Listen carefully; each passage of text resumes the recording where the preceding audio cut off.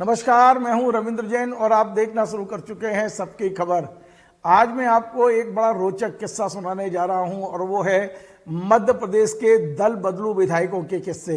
मध्य प्रदेश में पिछले 5 साल में सबसे ज्यादा दल बदल हुआ है। मेरे ज्ञात जानकारी में मैं पिछले 4 दशक से पत्रकारिता में हूं, मैंने अपने सामने इतना बड़ा दल बदल कभी नहीं देखा है। लेकिन इस दल बदल के बाद इन दल बदलू विधायकों की स्थिति क्या है, कितनों का राजनीतिक कैरियर चौपट हो चुका है, कितने राजनीति में सरवाइव कर रहे हैं, कितने चुनाव जीतने के कगार पे हैं, कितने चुनाव हारने की कगार पे हैं, ये सब कुछ मैं बताऊंगा।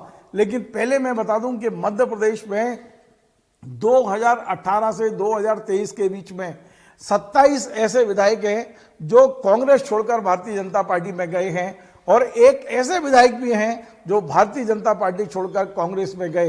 हालांकि एक विधायक की हमको जानकारी है जो भारतीय जनता पार्टी से कांग्रेस में आना तो चाहते थे, लेकिन कांग्रेस ने एंड टाइम पर उनके लिए दरवाजे बंद कर दिए। मैं शुरुआत करता हूं उन 22 विधायकों से जो ज्योतिरादित्य सिंधिया जी के साथ बगावत करके कांग्रेस छोड़कर भारतीय जनता पार्टी में शामिल हुए थे। इन 22 विधायकों में से मैं आपको बता दूं 6 विधायक ऐसे हैं जिनका राजनीतिक कैरियर फिलहाल एकदम चुक गया है, समाप्त हो गया है। एकदम लगता है कि उनका राजनीतिक कैरियर चौपट हो चुका है। इस तरह की सूचनाएं हैं। मैं आपको शुरुआत से बताता हूं। सबसे पहली सीट है ऐदल सिंह कंसाना। ये मुरैना में सुमावली सीट है जहां से ऐदल सिंह कंसाना आते हैं। मैं बता दूं ऐदल सिंह कंसाना 2018 में कांग्रेस की टिकट पर विधायक चुने गए थे।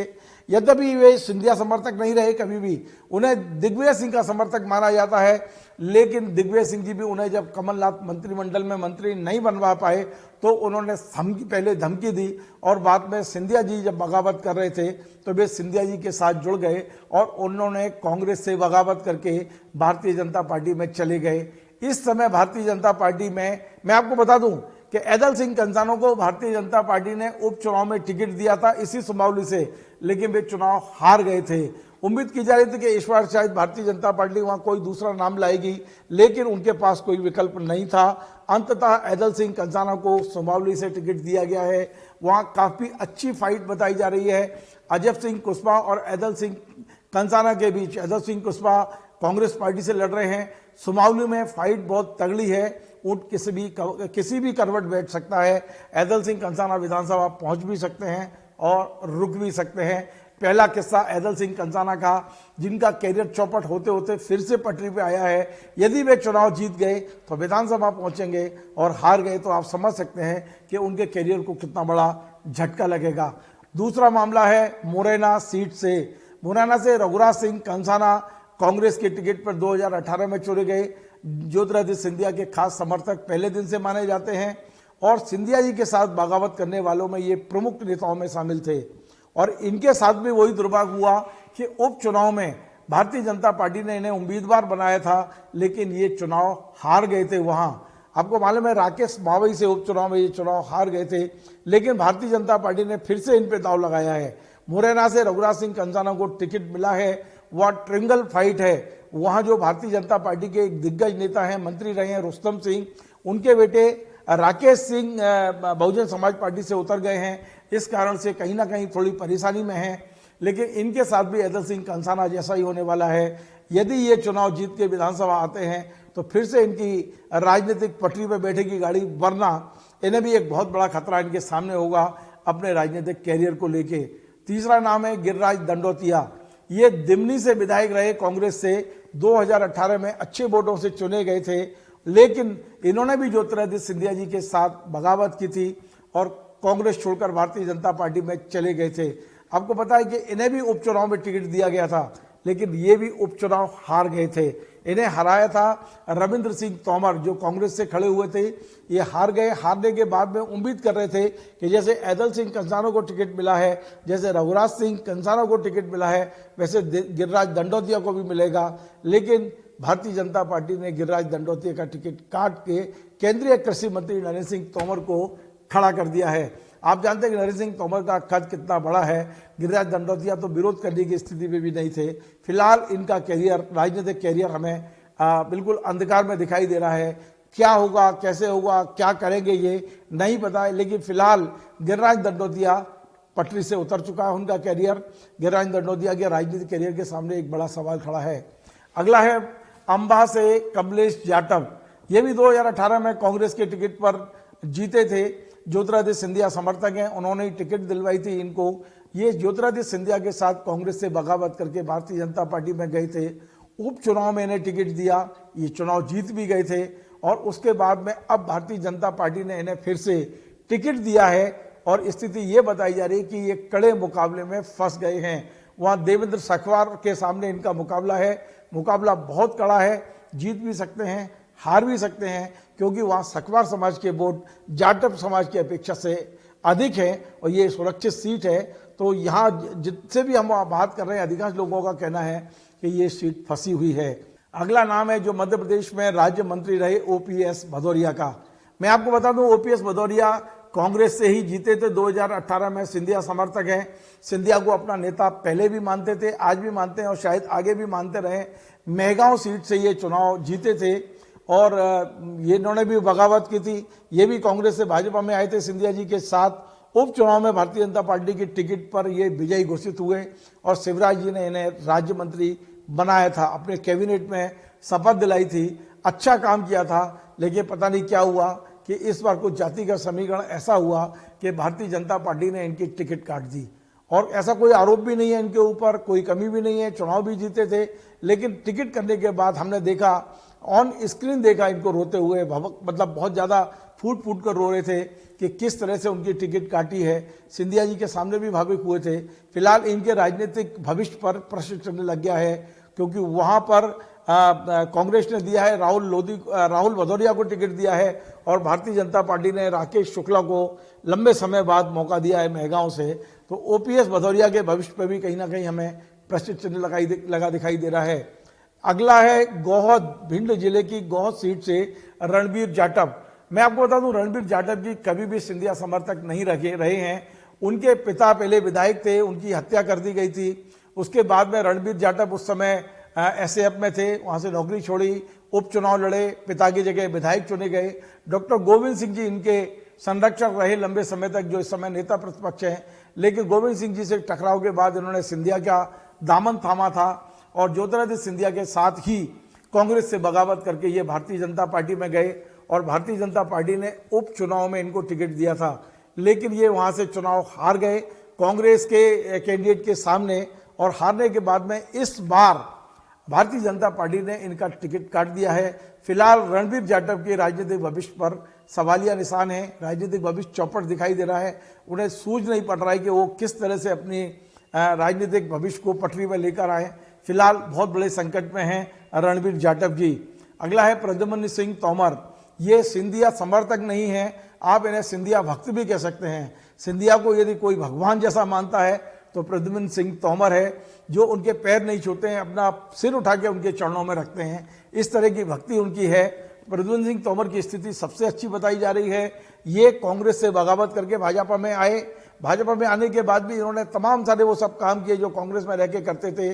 नाली साफ करना, बिजली के खंभे पर चढ़ जाना, लोगों के साथ जमीन पर बैठ जाना, मतलब वो तमाम सारी चीजें एक जो साधारण व्यक्ति को करना चाहिए वो करते रहे हैं। उपचुनाव में बहुत अच्छे वोटों से जीते और इस बार भी भारतीय जनता पार्टी ने उन्हें टिकट दी है। और जो वहाँ चर्चा है, हम कोई जोशी नहीं है, हम कोई वो नहीं है कि हम कोई भविष्यवाणी कर सकें, लेकिन ग्वालियर में हमने ये चर्चा सुनी है कि ग्वालियर चंबल संभाग में यदि भारतीय जनता पार्टी का सबसे मजबूत कोई कैंडिडेट है जिसके जीतने की संभावना 100% बताई जा रही है तो ग्वालियर से प्रद्युम्न सिंह तोमर हैं। इनका राजनीतिक भविष्य काफी चमकीला है। अभी भी ये जीत के आएंगे तो निश्चित तौर पे यदि सरकार बनती है तो ये मंत्रिमंडल में भी हो सकते हैं। अगला नाम है ग्वालियर पूर्व से मुन्नालाल जी गोयल। मुन्नालाल जी गोयल ने कई पार्टियां बदली हैं, समाजवादी पार्टी में रहे, कांग्रेस में रहे, बीजेपी में गए हैं। तो ये भी सिंधिया भक्त थे। सिंधिया जी ने ही इनको, क्योंकि कई चुनाव लड़ने के बाद भी चुनाव नहीं जीत पाते थे, तो सिंधिया जी ने इन्हें कांग्रेस में लाके ग्वालियर पूर्व से टिकट दिलाया, मेहनत की, चुनाव जितवाया। और इन्होंने भी सिंधिया जी के प्रति भक्ति दिखाई। जब सिंधिया जी ने बगावत की तो इन्होंने कांग्रेस छोड़ के भारतीय जनता पार्टी की सदस्यता ली थी, लेकिन ये उपचुनाव में चुनाव हार गए थे। ये बात दूसरी है कि निगम अध्यक्ष बना के कैबिनेट का दर्जा दिया गया, वो सब हुआ है। लेकिन मुन्ना लाल गोयल चुनाव हार गए और इस बार ग्वालियर पूरब से उनकी टिकट काट दी है। भारतीय जनता पार्टी ने उन्हें अपना उम्मीदवार नहीं बनाया है। इनके समर्थकों ने काफी प्रदर्शन भी किए, काफी वहां पर रोष भी व्यक्त किया। सिंधिया जी के सामने हमने इन्हें भी रोते हुए देखा है, लेकिन सिंधिया जी ने इनकी पीठ पे हाथ रखा कि अब जीवन बहुत लंबा है, फिर आगे देखेंगे। फिलहाल मुन्ना लाल गोयल का भविष्य हमें अंधकार में दिखाई दे रहा है, कोई उम्मीद की किरण फिलहाल उनके पास दिखाई नहीं दे रही है। अगला नाम है इमरती देवी का। इमरती देवी भी प्रद्युम्न सिंह तोमर के स्टाइल पे ही है। वो भी कहती रही हैं कि सिंधिया जी कहेंगे तो वो कुएं में भी छलांग लगा देंगी, इस तरह की भक्त हैं वो सिंधिया जी की। इनके साथ ही यही दुर्भाग्य हुआ कि ये कांग्रेस से भाजपा में तो आ गई थी, लेकिन उपचुनाव में ये डबरा सीट से चुनाव हार गई थी और अपने समधी के सामने ही चुनाव हार गई थी। इस बार फिर भारतीय जनता पार्टी ने इन पर भरोसा किया है, टिकट दिया है, लेकिन जो सूचनाएं आ रही हैं इनकी सीट फंस गई है। ये आसानी से जीत नहीं रही हैं, कह बेशक रही हैं कि हमारी सरकार बन रही है और हम बड़े वोटों से जीत रहे हैं, लेकिन जो सूचनाएं हमको प्राप्त हो रही हैं, इमरती देवी जी इस समय फंस चुकी हैं, बहुत मुश्किल होगा उनका जीत। इसके अलावा भांडेर जो दतिया जिले में आता है, वहां से रक्षा सिरोनिया ये विधायक रही हैं। सिंधिया जी के साथ इन्होंने कांग्रेस छोड़ के भाजपा की सदस्यता ली थी। उपचुनाव में ये चुनाव जीत गई थी। आप कल्पना करिए कि इमरती देवी उपचुनाव में चुनाव हारी थी, फिर भी उन्हें टिकट दिया गया। और रक्षा सिरोनिया ये भी दलित समाज से आती हैं, ये उपचुनाव में चुनाव जीत गई थी, इसके बाद भी भारतीय जनता पार्टी ने इनका टिकट काट दिया। आप अंदाज लगाइए कि मतलब किस तरह का इनके साथ पक्षपात, जैसा ये इनका परिवार के लोग बता रहे हैं, पक्षपात हुआ। रक्षा सिरोनिया की टिकट काट दी गई है और रक्षा सिरोनिया का भविष्य फिलहाल अंधकार में दिखाई दे रहा है। उनके सामने कोई विकल्प फिलहाल नहीं है। जसवंत जाटव के साथ भी लगभग यही हुआ है। जसवंत जाटव खरेरा सीपरी जिले की सीट से विधायक थे कांग्रेस के। सिंधिया जी के साथ बीजेपी ज्वाइन की उन्होंने और बीजेपी ज्वाइन करने के बाद उपचुनाव में टिकट दी बीजेपी ने। उपचुनाव ये हार गए थे प्रागीलाल जाटव के सामने और उपचुनाव हारने के बाद अब भारतीय जनता पार्टी ने 2023 के चुनाव में इनका टिकट काट दिया है। इनके राजनीतिक भविष्य पर भी कहीं ना कहीं सवालिया निशान लगा हुआ है। क्या होगा क्या नहीं होगा नहीं पता है। फिलहाल जसवंत जाटव अब किनारे कर दिए गए हैं। पोहरी से जो सीपरी जिले की पोहरी विधानसभा सीट है, वहां से सुरेश धाकड़ जी वही सिंधिया जी के साथ कांग्रेस छोड़ के भाजपा में आए। इन्हें राज्य मंत्री बनाया गया, इन्हें उपचुनाव में टिकट भी दिया गया, ये उपचुनाव भी जीत गए। लेकिन इस बार इनकी दाल बहुत पतली है, यानी कि अपने ही क्षेत्र में स्थिति इतनी नाजुक बताई जा रही है कि हमने चुनाव के दौरान के इनके जो वीडियो देखे हैं कि ये लेट के वोट मांग रहे हैं, झोली फैला के वोट मांग रहे हैं, आंसू बहा के वोट मांग रहे हैं, मेरी इज्जत रख लीजिए। लेकिन अब ऐसा लग रहा है कि इस बार सुरेश धाकड़ के भाग्य में विधानसभा पहुंचना लिखा नहीं है। जितने भी सर्वे आ रहे हैं, जितने भी सूचनाएं आ रही हैं, वो इनके खिलाफ आ रही है, इनके विरोध में आ रही हैं। तो लगता है कि इनके राजनीतिक भविष्य पर भी कहीं ना कहीं अब सवालिया निशान लग सकता है। और लगभग यही स्थिति एक और पावरफुल मंत्री की है। महेंद्र सिंह सिसोदिया बेशक अस्वस्थ रहे हैं, लेकिन ये ताकतवर मंत्री हैं। इन्होंने अपने विभाग को बड़े ठप्पे से चलाया। ग्रामीण विकास विभाग के मंत्री रहे, कैबिनेट मंत्री रहे। इनकी स्थिति भी वही रही कि सिंधिया जी के साथ ये कांग्रेस छोड़ के भाजपा में आए थे, उपचुनाव जीता बमौरी गुना से, और उसके बाद में इनका एक तरह से राज चला। इन्होंने केवल गुना में नहीं, सीपरी में भी अपना राज चलाया, वह प्रभारी मंत्री रहे। और इनसे ही दुखी होकर, आपको पता है, सीपरी जिले की कोलारस के जो भारतीय जनता पार्टी के विधायक हैं वीरेंद्र रघुवंशी, वो पार्टी छोड़ के कांग्रेस में चले गए थे। कहीं ना कहीं महेंद्र सिंह सिसोदिया का एक तरफा जो वजन था वो बहुत लोगों को पचता नहीं था। इस बार स्थिति ये आ रही है कि बमौरी में महेंद्र सिंह सिसोदिया फंस गए हैं। पहले तो उनकी टिकट ही काटी जा रही थी, लंबे समय तक उनकी टिकट नहीं दी गई। लास्ट सूची में उनका नाम आया, वे तमाम सारे ज्योतिषियों से पूछते घूम रहे थे, मंदिर मंदिर जा रहे थे। मतलब आप समझ सकते हैं कि महेंद्र सिसोदिया की टिकट लेने में क्या स्थिति हो गई थी। बड़ी मुश्किल से उन्हें टिकट मिल गया है। अब चुनाव में भी इनकी स्थिति बहुत ज़्यादा मजबूत नहीं बताई जा रही है। जीत भी सकते हैं और हार भी सकते हैं, इस तरह की सूचनाएं वहां से आ रही हैं। यदि ये चुनाव हार गए तो इन्होंने पद पर रहकर जितने दुश्मन पैदा किए हैं, शायद ग्वालियर चंबल संभाग में और किसी दूसरे नेता ने नहीं किए हैं। दुश्मन नहीं कह सकता हूं मैं, इन्हें विरोधी भी कह सकता हूं। राजनीतिक विरोधी इनने बहुत बड़ी संख्या में पैदा किए हैं, अपने स्वभाव के कारण से, अपनी कार्यशैली के कारण से। मैं अगले नाम ले रहा हूं अशोकनगर से जसपाल सिंह जज्जी। जसपाल सिंह जज्जी सरदार हैं, उनके पास में दलित का प्रमाण पत्र है, इसको लेके तमाम सारे विवाद हैं। और मैं बड़ी मजेदार बात बता दूं, जब कांग्रेस की टिकट पर ये जीत के आई थी 2018 में, तो पूरी भारतीय जनता पार्टी इनके जाति प्रमाण पत्र को लेके अशोकनगर में आंदोलन कर रही थी। और उस आंदोलन में कोई और नहीं, उसका नेतृत्व करने के लिए मध्य प्रदेश के पूर्व मुख्यमंत्री, उस समय पूर्व थे, शिवराज सिंह जी चौहान वहां पहुंचे थे और वहां नारे लगाए थे कि जसपाल सिंह जज्जी का प्रमाण पत्र रद्द किया जाए। और वही जसपाल सिंह जज्जी मार्च 2020 में जब भारतीय जनता पार्टी में आ गए, तो उसके बाद यही प्रमाण पत्र उनका असली हो गया और पूरी भारतीय जनता पार्टी इनके प्रमाण पत्र को असली बताने की लड़ाई लड़ने लगी। ये सब होता है राजनीति में, जो हमने देखा।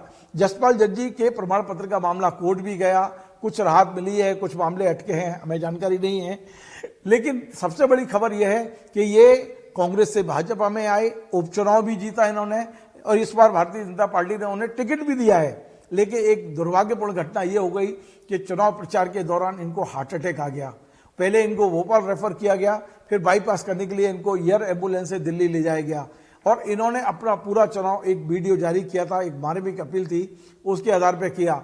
अब जनता इनकी अपील को कितना स्वीकार करती है नहीं करती है, लेकिन जो सर्वे रिपोर्ट आ रही है उसके अनुसार जज्जी इस समय अशोकनगर में फंस गए हैं। वहां कांग्रेस कैंडिडेट ने अच्छा राइज किया है चुनाव के दौरान।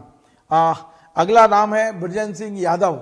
बृजेंद्र सिंह जी यादव राज्य मंत्री भी रहे मध्य प्रदेश में और शिवराज मंत्रिमंडल में ही रहे हैं। बृजेंद्र सिंह यादव सिंधिया जी के साथ कांग्रेस से भाजपा में आए थे, वही 22 लोगों में इनका भी नाम था। मुकाबले से ये विधायक बने थे, उपचुनाव भी जीते, अच्छे वोटों से जीते। यहाँ आलोक शर्मा ने बहुत मेहनत की। भारतीय जनता पार्टी के जो उपाध्यक्ष हैं आलोक शर्मा, भोपाल के मेयर रहे हैं, उन्हें उपचुनाव में इनका प्रभारी बनाया था और बहुत मेहनत करके इनको उपचुनाव जिता के लाए थे। 2023 में बृजेंद्र यादव को भारतीय जनता पार्टी ने फिर से टिकट दिया है, लेकिन इनका दुर्भाग्य है कि वहाँ यादव समाज के यादवेंद्र सिंह खड़े हुए हैं, जो राव देशराज सिंह के परिवार के व्यक्ति हैं, उनका बहुत प्रभाव है। तो अब ये सीट फंस चुकी है, कहीं ना कहीं यादवेंद्र सिंह जी के सामने इनका मुकाबला है और ये सीट फंसी हुई बताई जा रही है और बताया जा रहा है कि शायद ही ये जीत के आए। इनका राजनीतिक भविष्य भी कहीं ना कहीं इस समय प्रश्नचिन्ह लग चुका है। बृजेंद्र सिंह जी बहुत बड़े संकट में हैं। यदि चुनाव जीत के आ गए तो ठीक है, और नहीं जीत के आए तो आप समझ सकते हैं कि इन्हें भी पछतावा होगा कि मैंने कांग्रेस क्यों छोड़ी। खैर, गोविंद राजपूत जी जो सागर जिले की सुर्खी से हैं, बड़े प्रभावी मंत्री हैं और सबसे बड़ी बात मैं बताऊं, 2018 में ये जीते थे लगभग शायद 31,000 वोटों से, और जब उपचुनाव हुए ये कांग्रेस में आए, कांग्रेस छोड़ के भारतीय जनता पार्टी में आए, भारतीय जनता पार्टी ने उपचुनाव में टिकट दी तो इनकी जो लीड थी वो 10,000 वोटों की बड़ी थी। तमाम सारे दावों को इन्होंने झुटलाया था और गोविंद राजपूत अच्छे वोटों से जीत के आए थे, लगभग 41,000 वोटों से जीत के आए थे। अभी 2023 के चुनाव से पहले ये मेरी इनसे व्यक्तिगत चर्चा हुई चाय पर और इन्होंने मेरे से दावा किया था कि हम 2023 के चुनाव में 51,000 वोटों से जीत के आएंगे, मेरी लीड बढ़ेगी, कम नहीं होगी। लेकिन मैं स्वयं सुर्खी गया था, वहाँ ये माहौल तो नहीं है, ये चुनाव जीत सकते हैं। मैं ये नहीं कह रहा हूँ कि ये चुनाव हार रहे हैं, लेकिन नीरज शर्मा जो इनके सामने हैं वो भारतीय जनता पार्टी छोड़ के कांग्रेस में गए हैं। और बड़ी बात यह है कि वो कांग्रेस में जाने के बाद उन्होंने एक बात कही है पब्लिक के बीच में कि उनके हाथ में हारने वाले, चुनाव हारने वाली रेखा ही नहीं है। उन्हें आज तक जितने चुनाव लड़े, पार्षद के लड़े, नगर पालिका के लड़े या जो भी उन्होंने चुनाव लड़ा है, वो हर चुनाव में नीरज शर्मा चुनाव जीतते रहे हैं। और उनका एक प्रचार का तरीका है कि मेरे हाथ में तो ऐसी रेखा ही नहीं है कि मैं चुनाव हार जाऊं। और मैं आपको बताऊं, आपको आश्चर्य होगा, सुर्खी में चारों तरफ प्रचार आपको गोविंद राजपूत का देखेगा। आपको यदि आप वहां से निकलेंगे तो झंडे, बैनर, दीवार लेखन सारी गोविंद राजपूत की दिखेगी। लेकिन यदि आप गाड़ी से उतर के आम लोगों से बात करेंगे तो 2 या 3 मिनट की बात के बाद वो फट पड़ता है और वो फिर हमेशा बोलता है कि अब हमें सत्ता परिवर्तन करनी है। कुछ लोग सत्ता परिवर्तन के नाम से और कुछ व्यक्तिगत गोविंद सिंह राजपूत, क्योंकि गोविंद सिंह राजपूत का भारतीय जनता पार्टी के कई नेताओं से इस दौरान विवाद हुआ है। आपको मालूम है कि राजकुमार धनेरा हैं, वो जेल में हैं, वो बड़े नेता रहे भारतीय जनता पार्टी के, भूपेंद्र सिंह के रिश्तेदार हैं। तो ये तमाम सारे विवादों के कारण गोविंद सिंह राजपूत का वहाँ विरोध भी पर्याप्त है। ऐसा नहीं है कि विरोध नहीं हो रहा है, लेकिन उम्मीद की जा रही है कि गोविंद राजपूत इस सीट को निकाल के ला सकते हैं। अगला है बिसाहू लाल सिंह जी, ये अनूपपुर से विधायक रहे, वृद्ध हैं। ये दिग्विजय सिंह जी के समर्थक रहे, दिग्विजय सिंह कैबिनेट में मिनिस्टर रहे। लेकिन जब इन्हें दिग्विजय सिंह ने मंत्री नहीं बनाया तो ये भी ऐदल सिंह जी की तरह एक तरह से रूट कर सिंधिया की बगावत के समय ही कांग्रेस छोड़ के भारतीय जनता पार्टी में गए। इन्हें मंत्री भी बनाया गया और बड़ी बात यह है कि वे उपचुनाव भी जीत गए थे। ये बड़े नेता हैं, आदिवासी नेता हैं और इनका बड़ा नाम है। इस बार चुनाव में जो नया हुआ वो ये हुआ कि अनूपपुर में भारतीय जनता पार्टी ने इन्हें टिकट तो दे दिया, लेकिन इसी दौरान एक ऑडियो जारी किया गया एक महिला के साथ इनकी बातचीत का, और इनके चरित्र पर उंगली उठाने की कोशिश की गई। पर लेकिन हमारे सूत्र बता रहे हैं कि बिसाहूलाल सिंह के इस चुनाव में उस ऑडियो का कोई असर नहीं हुआ।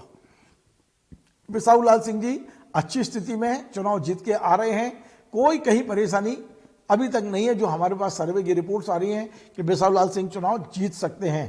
प्रभुराम सिंह जो सांची है, रायसेन जिले के सांची से प्रभुराम सिंह जो इस समय स्वास्थ्य मंत्री हैं, ये भी सिंधिया के भक्त हैं, बहुत बड़े समर्थक हैं। जहां सिंधिया वहां प्रभुराम, इस तरह का आप कह सकते हैं। प्रभुराम सिंह भी जो मार्च 2020 में सिंधिया जी के साथ कांग्रेस छोड़ के भाजपा में आए थे, उपचुनाव भी जीते हैं। और बड़ी बात यह है कि वहाँ जो भाजपा का बड़ा परिवार है सांची में, डॉक्टर गौरीशंकर सेजवार, उनके तमाम विरोध के बाद भी प्रभुराम चौधरी भारतीय जनता पार्टी की टिकट में जीत कर आए। यही बात दूसरी है कि उपचुनाव में विरोध दिखाई दिया। इस बार सेजवार के परिवार ने कोई विरोध नहीं किया, ऐसी खबर है कि इस बार सब लोगों ने मिलकर किया है। पर फिर भी खबरें बड़ी मिलीजुली आ रही हैं। कुछ कह रहे हैं कि प्रभुराम जी चुनाव हार सकते हैं, कुछ कह रहे हैं कि नहीं बहुत अच्छे वोटों से जीत के आएंगे। लेकिन अब हमें 3 तारीख का इंतजार करना है। फिलहाल प्रभुराम चौधरी की स्थिति मुझे नहीं लगती कि वो हारेंगे, फिर भी देखते हैं जो निर्णय होगा वो उन्हें भी मंजूर करना है। और अगली सीट है हाट पिपलिया। आपको मालूम है यहाँ मनोज चौधरी ने कांग्रेस के टिकट पर भारतीय जनता पार्टी के दिग्गज नेता पूर्व मंत्री दीपक जोशी को चुनाव हराया था। ये सिंधिया के साथ भारतीय जनता पार्टी में आ गए। उपचुनाव में भारतीय जनता पार्टी ने इन्हें टिकट दिया तो दीपक जोशी नाराज हो गए। होना ही था, क्योंकि दीपक जोशी का इनका विरोध सबको पता था। और आपको मालूम है चुनाव से पहले दीपक जोशी जी कांग्रेस में शामिल हो गए, जिसकी उम्मीद नहीं थी। बड़ा आश्चर्यजनक फैसला था। और भारतीय जनता पार्टी ने फिर से मनोज चौधरी को टिकट दी है, उपचुनाव भी जीते हैं। और 2023 के चुनाव में भी इनकी स्थिति के बारे में हमें बहुत ज़्यादा जानकारी है नहीं, हमने पूछ भी नहीं पाए हैं। अगला नाम हम लेते हैं राज्यवर्धन सिंह बदनावर से। मैं आपको बता दूं, दीपक जोशी कांग्रेस में जरूर आ गए, पर कांग्रेस ने उनको हाट पिपलिया से नहीं लड़ाया है। वो खातेगांव से चुनाव लड़ रहे हैं और उनकी स्थिति अच्छी बताई जा रही है। खैर, सिंधिया जी के साथ बगावत करने वालों में एक नाम है बदनावर से राज्यवर्धन सिंह। मध्य प्रदेश के इस समय उद्योग मंत्री हैं। ये इन्होंने बगावत की थी और बगावत करने के बाद में उपचुनाव में भी ये चुनाव जीत गए थे। 2023 में कांग्रेस ने इन पर भरोसा किया है। लेकिन भारतीय जनता पार्टी के एक बड़े दिग्गज नेता भंवर सिंह शेखावत, जो इनसे जीत चुके हैं 2013 में, वो उन्होंने विरोध किया और उन्होंने कांग्रेस ज्वाइन कर ली। और इस समय इन दोनों का झगड़ा, एक समय 2013 में भी इनका आमना सामना था। राज्यवर्धन सिंह कांग्रेस से थे, भंवर सिंह जी बीजेपी से थे। इस बार उल्टा हो गया है, भंवर सिंह जी कांग्रेस से हैं, राज्यवर्धन सिंह बीजेपी से हैं। और वहां बड़ा रोचक चुनाव हो रहा है। लेकिन खबरें यही आ रही है कि राज्यवर्धन सिंह चुनाव जीत सकते हैं, खबर यही आ रही है। तुलसी सिलावट जी, ये बड़े मिलनसार नेता हैं। इन्हें तो राजनीति में जैसे सब्जियों में आलू कहते हैं, वैसे राजनीति में तुलसी सिलावट जी, इन्हें आप किसी के साथ बिठा दीजिए जो बड़े घुल मिल जाते हैं, बहुत जल्दी अपना बना लेते हैं, उस तरह का स्वभाव है। सावेर, इंदौर जिले की सावेर से ये कांग्रेस से जीते थे। सिंधिया जी के साथ ये बीजेपी में गए, बीजेपी में उपचुनाव भी जीते हैं। और इस बार 2023 में भी हालांकि थोड़ा मुकाबला टफ बताया जा रहा है, लेकिन जीत पर कोई संशय नहीं बताया जा रहा, ये भी चुनाव जीत के आ सकते हैं। अगला नाम है सुभाष राव। सुभाष राव से हरदीप सिंह दंग सरदार जी हैं। वहां कोई जातिगत समीकरण नहीं चलेगा। ये भी स्थिति बिल्कुल वैसी है। सिंधिया जी के साथ आए थे, उपचुनाव भी जीते, मंत्री भी बने मध्य प्रदेश में। और सुभाष राव से इनके जीतने के चांसेस अच्छे बताए जा रहे हैं, ये जीत सकते हैं चुनाव। तो ये जो 22 मंत्री 22 लोग जो मैंने बताए हैं सिंधिया जी के साथ बगावत करने वाले, इनमें से 6 नाम ऐसे हैं जिनकी टिकट काट दी गई है और लगभग 6 ऐसे हैं जिनकी सीट फंसी हुई है। तो आप अंदाज लगाइए 22 में से 12 ऐसे हैं जिनकी या तो टिकट कट गई है या हार के कगार पे हैं। 10 लोग ऐसे बताए जा रहे हैं लगभग जो संभवतः जीत सकते हैं। यानी सिंधिया समर्थक जो 22 लोग हैं बगावत करने वाले, उनमें से हो सकता है इस बार आधे से कम लोग विधानसभा पहुंचे हैं। अब मैं उन 5 विधायकों की बात करता हूं जो सिंधिया जी के बाद में बगावत की, उपचुनाव भी लड़े हैं और क्या स्थिति रही है मैं एक एक करके बताता हूं। सबसे पहले बगावत की थी दमोह से, पहली बार चुनाव लड़े और मध्य प्रदेश के तत्कालीन वित्त मंत्री जयंत मलैया को चुनाव हराने वाले राहुल लोधी, यंग नया चेहरा, लोधी समाज का चमकता हुआ चेहरा, पहली बार विधानसभा पहुंचे थे वो और अच्छे वोटों से मतलब जीत, हालांकि बहुत ज्यादा अंतर नहीं था, लेकिन उनकी जीत को बड़ा अच्छा माना गया था, बड़ा शुभ माना गया था। लेकिन उन्होंने भी कुछ दिनों बाद, मतलब सिंधिया जी की बगावत के कुछ दिन बाद राहुल ने भी बगावत की थी और भारतीय जनता पार्टी में आए, लेकिन उपचुनाव में ये हार गए थे और इन्होंने आरोप लगाया कि मलैया परिवार ने उनको हराया है। इस आरोप के बाद में तमाम नोटिसबाजी भी हुई, तमाम सारी चीजें हुई, लेकिन 2023 में भारतीय जनता पार्टी ने पूरा गेम चेंज कर दिया। भारतीय जनता पार्टी ने राहुल की टिकट काट के जिन मलैया पर चुनाव हराने का आरोप था उन जयंत मलैया को ही टिकट दिया है। वहां मलैया की स्थिति क्या है हमारे को नहीं पता है, लेकिन स्थिति ठीक ही होगी, क्योंकि वहां जो बात हो रही है, ज्यादातर लोग कह रहे हैं कि मलैया जी के प्रति लोगों में बड़ी पिछले बात, क्योंकि वो हार गए थे तो सिंपैथी वोट इस बार उनको मिल रहा है। तो राहुल लोधी का फिलहाल राजनीतिक भविष्य हमें अंधेरे में दिखाई देता है। अब कोई उम्मीद की किरण नहीं है। फिलहाल ये बेयर हाउसिंग कॉर्पोरेशन के चेयरमैन है, लेकिन सरकार बदलेगी तो निश्चित तौर पे ये पद इनके पास रहेगा या नहीं रहेगा, उम्मीद बहुत कम है कि ये पद रहेगा। इनके एक चचेरे और भाई हैं जो बड़ा मेलारा से विधायक थे, प्रद्युम्न सिंह लोधी, उन्होंने भी अपने राहुल लोधी की तरह ही कांग्रेस छोड़ी, भाजपा में आए, उपचुनाव जीते। ये बड़ा मलेरा से उपचुनाव जीत गए थे और इनको नागरिक आपूर्ति निगम का चेयरमैन भी बना रखा है। इस बार भी पार्टी ने इन्हें टिकट दिया है, लेकिन ये वहां फंस चुके हैं। वहां कांग्रेस ने एक साध्वी को मैदान में उतारा है, वो भी लोधी समाज की हैं, तो टक्कर वहां तेज है। लग रहा है कि ये बहुत बुरी तरह फंसे हुए हैं बड़ा मलेरा में। 3 तारीख को पता चलेगा कि ये विधानसभा पहुंच रहे हैं या घर जाएंगे। एक और है नारायण पटेल, मनताता से ये विधायक थे कांग्रेस के, इन्होंने भी भारतीय जनता पार्टी ज्वाइन की थी। उपचुनाव में ये चुनाव जीत गए थे और फिलहाल पार्टी ने इन्हें टिकट दिया है। इनकी स्थिति के बारे में मुझे ज्यादा जानकारी नहीं है, लेकिन अब देखते हैं कि 3 तारीख को क्या नतीजा रहेगा। अगला नाम है नेपा नगर से सुमित्रा काष्डेकर। सुमित्रा काष्डेकर ने भी बिल्कुल उसी स्टाइल में रातों रात भारतीय जनता पार्टी ज्वाइन की थी, यदि कांग्रेस छोड़ दी थी उनने और भाजपा में आई थी, लेकिन इस बार भाजपा ने दोहरी चोट कर दी है। इनको ना तो कोई मंत्री पद का दर्जा मिला जैसा कि बातचीत चल रही थी, और ना ही इस बार 2023 में इनको टिकट मिला है। इनकी जगह पे मंजू दादू को टिकट दिया गया है और इनका टिकट काट दिया गया है। मतलब ये बहुत एक तरह से इनका तो राजनीतिक भविष्य फिलहाल चौपट ही दिखाई दे रहा है। और एक नाम और है जो ज्वाइन तो 2 साल पहले कर लिए थे, घोषणा भी हो गई थी, लेकिन टेक्निकली उन्होंने रिजाइन नहीं किया था। बड़वा से सचिन बिरला, ये कांग्रेस के टिकट पर जीते थे बड़वा से, और ये पिछले उपचुनाव में, जब ये उपचुनाव हो रहे मंदाता में और यहाँ पर काष्डेकर वाला, उस उपचुनाव में ये भारतीय जनता पार्टी में शामिल हो गए थे, मंच पे शामिल हुए थे।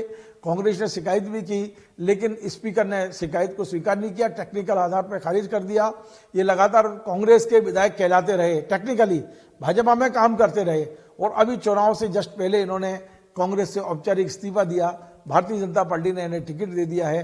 फिलहाल सचिन बिरला इस समय भारतीय जनता पार्टी की ओर से मैदान में है। अब इन पे जनता कितना विश्वास करती है ये 3 तारीख को पता चलेगा। अब मैं आपको बताता हूं, जो कांग्रेस ज्वाइन करने वाले, दल बदल करके कांग्रेस में आने वाले एकमात्र विधायक के बारे में, वो है सीपरी जिले के कोलारस से वीरेंद्र रघुवंशी। ये भारतीय जनता पार्टी के विधायक रहे हैं और पहले कांग्रेस में भी रहे हैं, लेकिन सिंधिया जी से परेशान होकर ये भारतीय जनता पार्टी में आए थे। लेकिन जब सिंधिया जी भारतीय जनता पार्टी में आ गए तो इनको फिर उपेक्षा होने लगी, और वीरेंद्र रघुवंशी ने चुनाव से पहले बड़े तामझाम के साथ कांग्रेस ज्वाइन की थी। प्रदेश कांग्रेस कार्यालय में बड़ा जलसा हुआ था। उम्मीद की जा रही थी कि कोलारस से इन्हें टिकट मिलेगा, लेकिन कांग्रेस ने इन्हें टिकट नहीं दिया। ये काफी चर्चा का विषय भी रहा है। फिलहाल वीरेंद्र रघुवंशी के राजनीतिक भविष्य के सामने भी सवालिया निशान लगा है। तो मैंने आपको बताया, मध्य प्रदेश में दल बदल करने वाले आधे से ज्यादा नेताओं का राजनीतिक भविष्य फिलहाल चौपट दिखाई दे रहा है। इनमें से